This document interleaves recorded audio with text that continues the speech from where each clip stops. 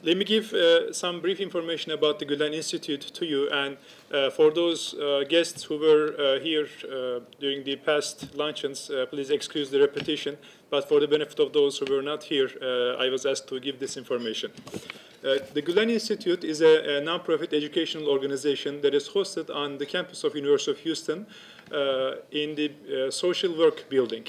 It is a partnership of the Graduate College of Social Work at University of Houston and the Institute of Interfaith Dialogue. Its primary purpose is to explore the roles of education and volunteer social services, civic services, in peace building, peacemaking, also creating opportunities for development, personal as well as social development, and establishing social justice. What can be done through education and through volunteer social services to advance these goals. In terms of its activities or planned activities, this luncheon series is one of them, and it's mainly for informational purposes, for idea exchange. It organizes student scholarships, graduate, PhD, and master's research funds, as well as full scholarships at University of Houston. Academic events such as symposia and panels and conferences.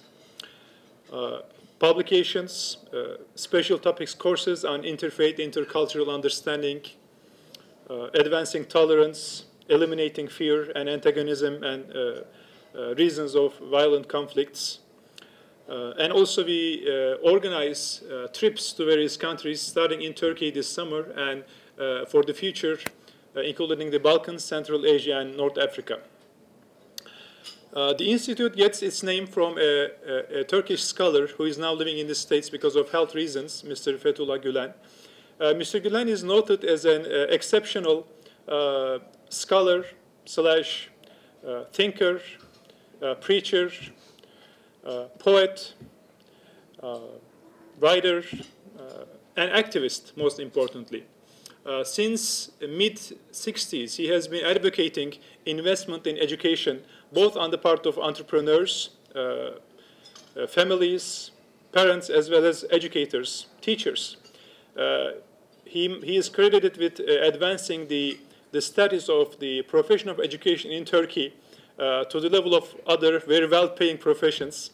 I'm a graduate of one of the leading universities in Turkey, and when I entered university, medical school was either the top or the second top school or department in terms of the entrance exam, and the engineering schools came right after that.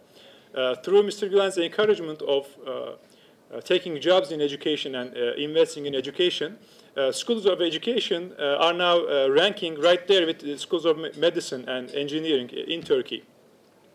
He also convinced tens of thousands of entrepreneurs to invest in, these are faithful, kind of practicing Muslim entrepreneurs, but he convinced them to invest in non-denominational, non-religious schools, both in Turkey as well as abroad. So there are now maybe over several hundred schools in over 90 countries that are established by Turkish entrepreneurs in partnership with local foundations and companies and just parents and educators in these countries.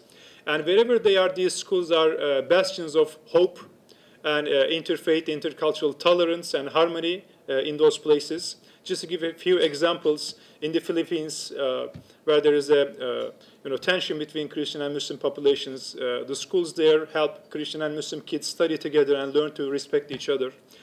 In Macedonia, various factions attack each other, and their children are educated in these schools. And the students, the Christian students come out as Christian, the Buddhist students come out as Buddhist, Muslims come out as Buddhist, but they learn to study together, learn their shared hopes and values together, and they hope to build a better future.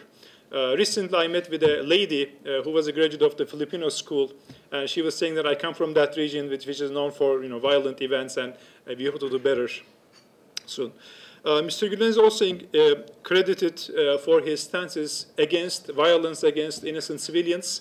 He gave interviews right after 9/11 to Washington Post and Turkish and American and Canadian newspapers. He clearly and loudly condemned any acts of violence that are done in the name of God. And he actually called bin Laden a monster in a paper interview. And he also helped pioneer responsible media, both in Turkey and abroad. So the institute was dedicated. It got its name from his ideas and works. And through the activities, we hope that it's going to become a part of the legacy of this person, and will contribute to the peace and social harmony, both locally in Houston, in Texas, as well as around the world. Thank you for your participation.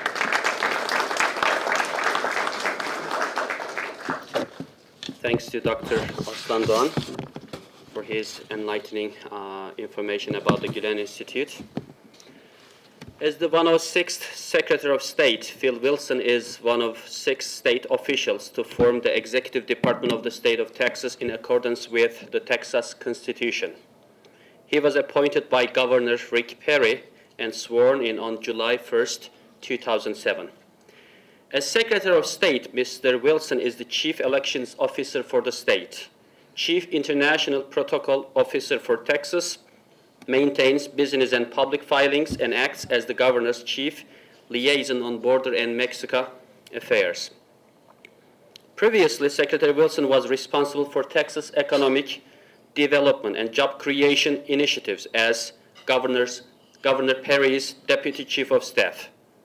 Wilson also served as the governor's official designee on the $200 million Emerging Technology Fund and the $185 million Texas Enterprise Fund.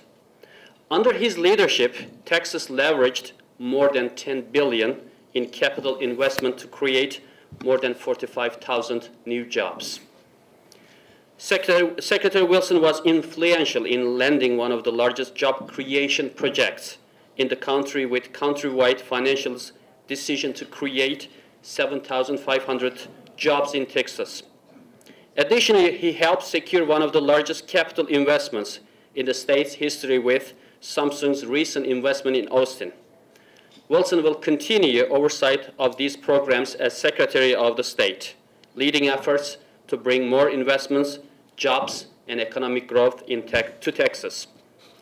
A native of Brownwood, Texas, Wilson has a long distinguished career in Texas government, serving in key advisory roles for 3 statewide elected officials.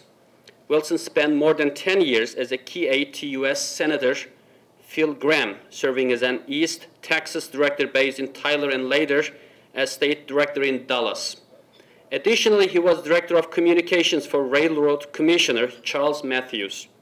In 2002, Wilson was named director of communications for Governor Perry, where he was responsible for development and management of the governor's message and media strategy. In his new role, Secretary Wilson is committed to fair elections, increasing voter registration and participation, promoting a vibrant Texas economy, and fostering strategic relationships between Texas and the international community. Secretary Wilson earned a bachelor's degree from Hardin-Simmons University in Abilene, a master's of business administration from the Cox School of Business at Southern Methodist University in Dallas. He is a recipient of the Outstanding Young Alumni Award from Hardin-Simmons University. Secretary Wilson and his wife, Kristen, live in Austin, are active members of Hill Country Bible Church. Secretary Wilson will give a speech on bringing peace and unity to local communities through dialogue and conversation today. Ladies and gentlemen, please join me to welcome Secretary Wilson.